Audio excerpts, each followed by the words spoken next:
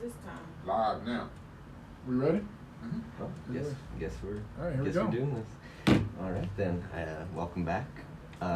So I guess this is quick episode 2. We're turning it around with Minister Jason Bray, youth minister, I guess armor bearer. You know, what other titles can we call you by? Whatever the church needs me is where I go. All right. Awesome. We're glad to have you. I mean, we're supposed to kind of kick this off last week, but you know, scheduling conflicts. It happens. My All bad, good. You know. But all good.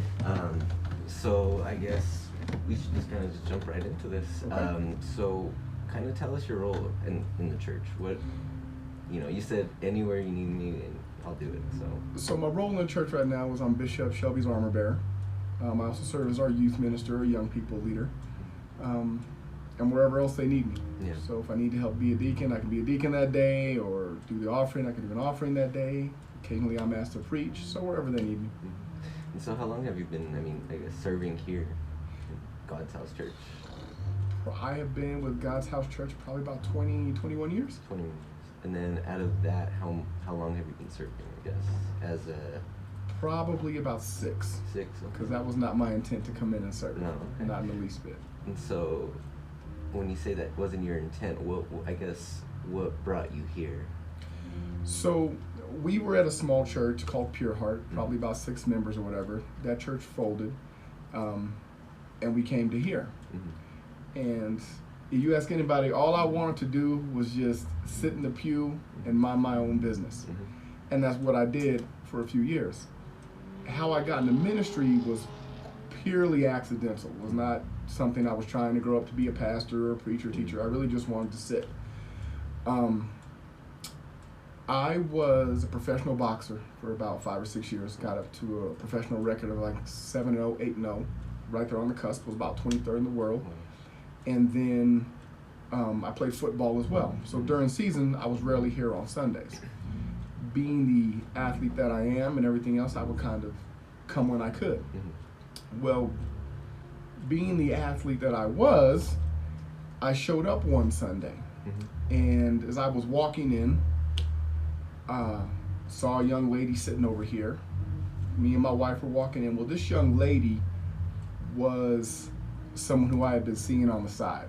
Mm-hmm. Mind you, I had been married for her at this time. But I was an athlete. I could do what I wanted to do and didn't really care, to be honest with you. Yeah. I was really here just in body, not in spirit. I was just here attending church. Mm-hmm. Kind of like what our young people do. They're here, but they're not here. Mm-hmm. And when I had walked in, I had seen this young lady, me and her caught eyes and everything else, and I realized then I kind of was selfish. I felt bad because I did have some kind of feelings for her at one point. And I kind of realized I need to get right. Mm-hmm. And so what I started doing was attending classes, just trying to learn because I felt guilty because my selfishness, my desires, I could have led this young lady to Christ. Instead, I was worried about me. Mm-hmm. So that's how I got into ministry. It wasn't like I was trying to be this next say all come all. It was the fact of the matter is I had walked into church and saw my mistress there and it went left. Wow. And so guilt had set in. Uh-huh. So rather than, I guess, sit there and be like, wow, she's here too, it was like, man, I messed up. I need to get right. I need to quit playing around. Mm-hmm. And so I started studying, I started reading, I started ministering, I started getting all this knowledge, Mm-hmm. and kind of left all that alone and kind of started pulling back from sports and increasing in ministry. All right, so then I guess before we jump into, you know, your journey of ministry, you know, I think we can go back to where your thought process through that whole time, and then to what led up to, you know, that day where you ran into her. Mm-hmm. Did you grow up in the church? No. I guess? No. First time I set foot in church, I was probably 18 or 19 years old, and it was on accident. I ran the streets, used to gang bang, did all that stuff, typical kid stuff. And I was playing basketball. Young lady dropped a photo of her family. She had like 6 kids, man. And so I looked at the photo and I was like, how do you do that? You know, man, she's like, I couldn't do without God. Mm-hmm.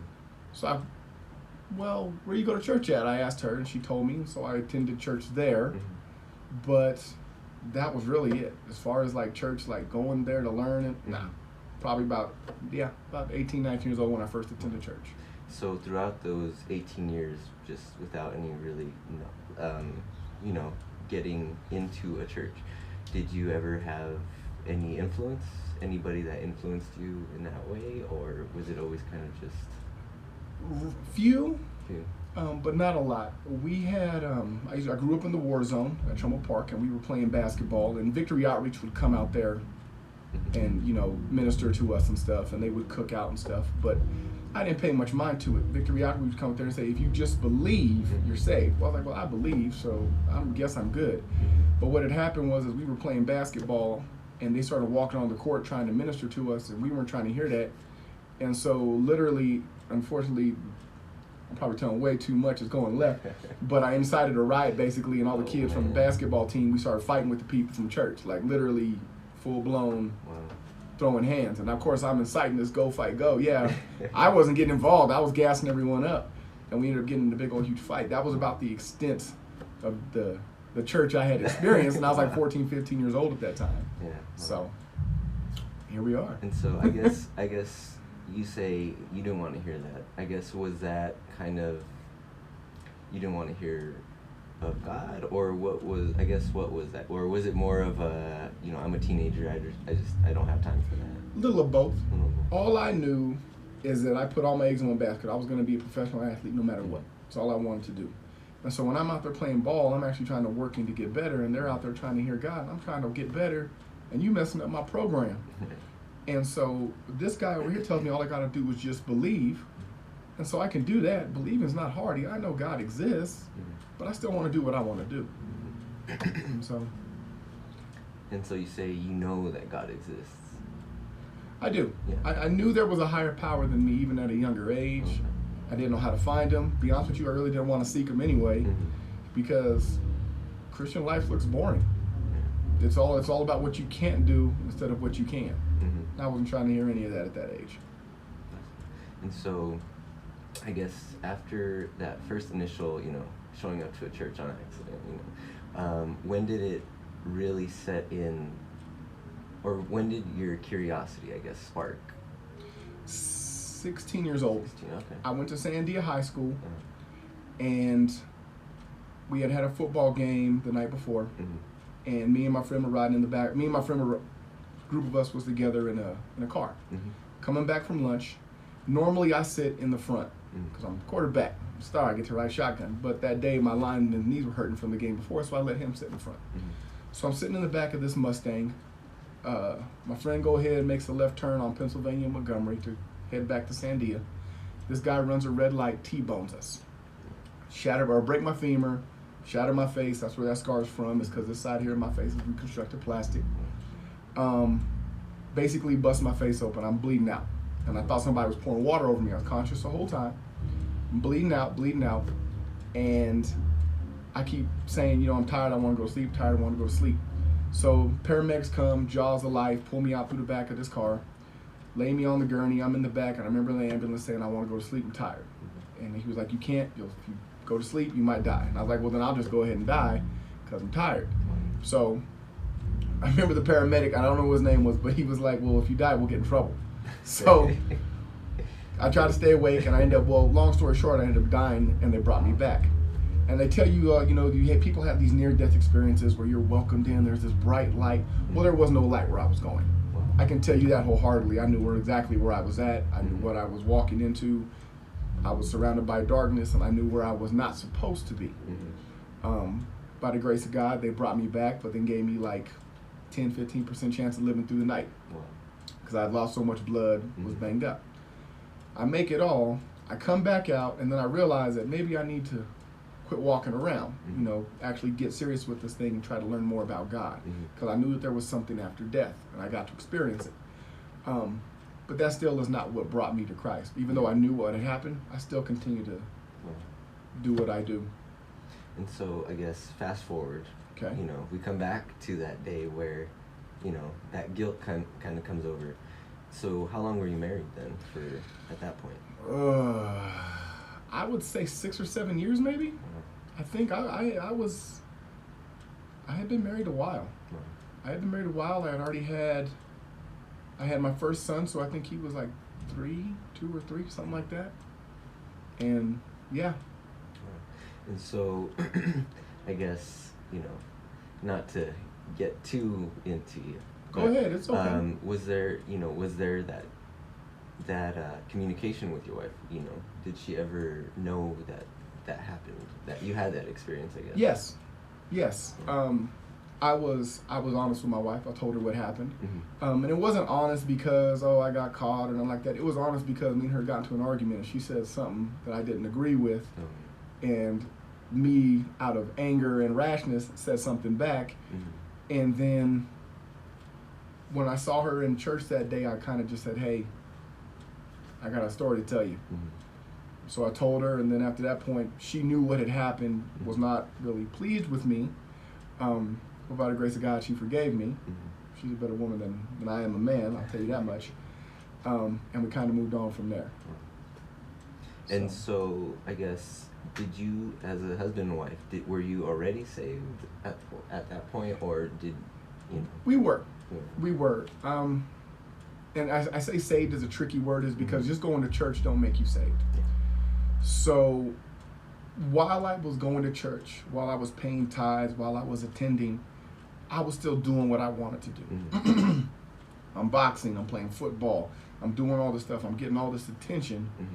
And yeah, I'm going to church and I'm trying to learn, but I'm kind of just going through the motions for the most part.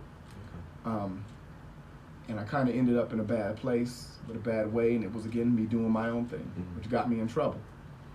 And so, I guess, once you realized, you know, I can't be doing this, what was your, I guess, was it getting the education? Was it, you know, what really solidified, you know, I'm in this? What solidified it for me is when I saw the young lady and the guilt set in. And I knew I needed to lead her to Christ. And then what started getting more and more, I just kept reading. I kept studying. I kept going to classes. I kept doing more and more, and I realized how far off left I was and how holy God is. For the fact of the matter is, we look at nightly news and we think those people are bad, not looking at our own selves. But as you study the words, you read the word, as you gain this knowledge, you realize that if you break one law, you break them all. And you realize how depraved man can be. So those people on the news are someone who has gone further than what you might do. But it's not to say you can't go that far. Sometimes it's just time and opportunity present itself, and you find yourself in a bad place.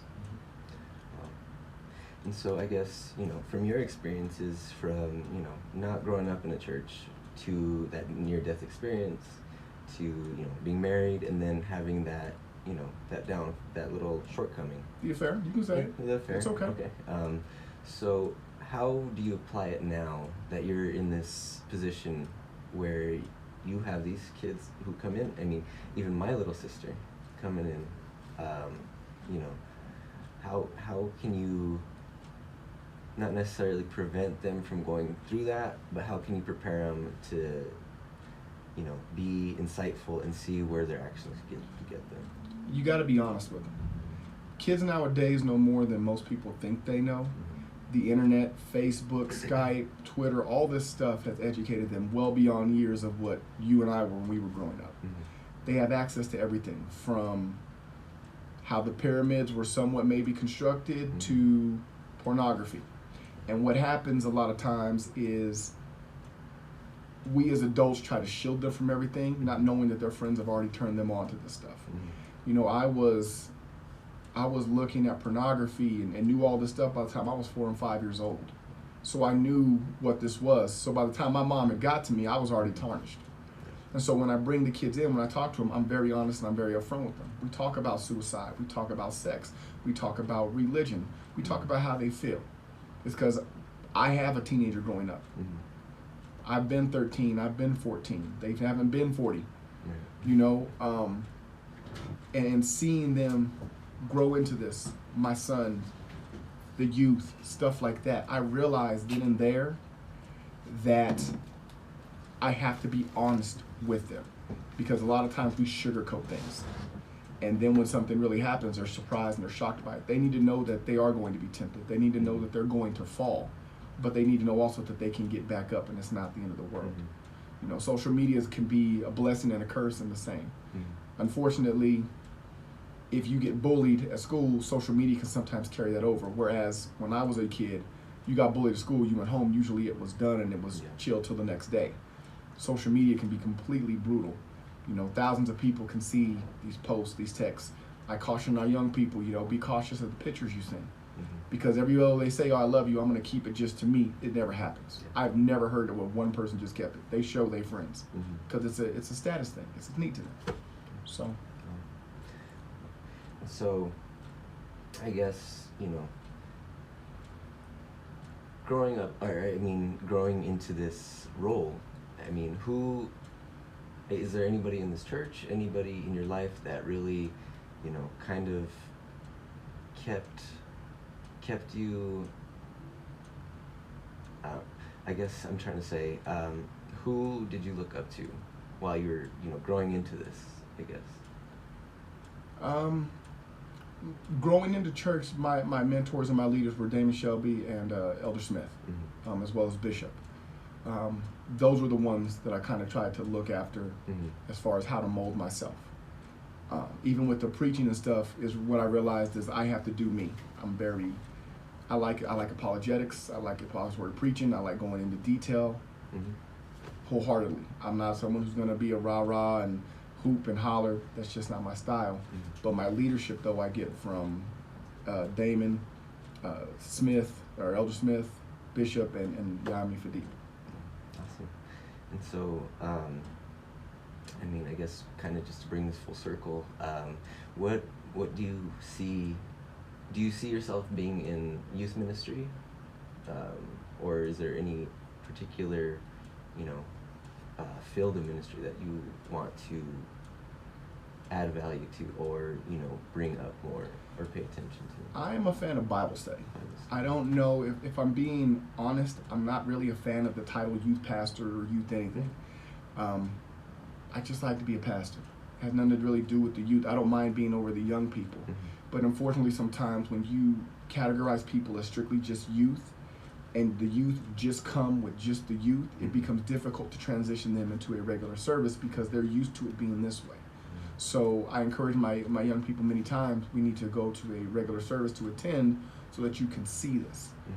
The beauty of the Bible study that we hold on Wednesday night is very interactive. It's very open forum. We talk back and forth. We ask questions, whereas sometimes traditional Bible studies is me standing up there talking for about an hour. So I enjoy that. But I'm not a fan of the whole title youth pastor, youth this. I just want to be a pastor, and if I'm over young people, that's great. Awesome. Well, I feel like me and you, this podcast, we can reach a lot of people, you know, from our youth to our, you know, middle-aged to elderly. I mean, there's no heart that can't still be touched by God. So that is true. I thank you for coming on. I mean, hopefully we can just continue this and have it a weekly thing. I would love to. So I would love to. Until next time, I guess we'll sign off, and thank you for coming on. God bless. Thank you for your time. Yeah. God bless. Appreciate it.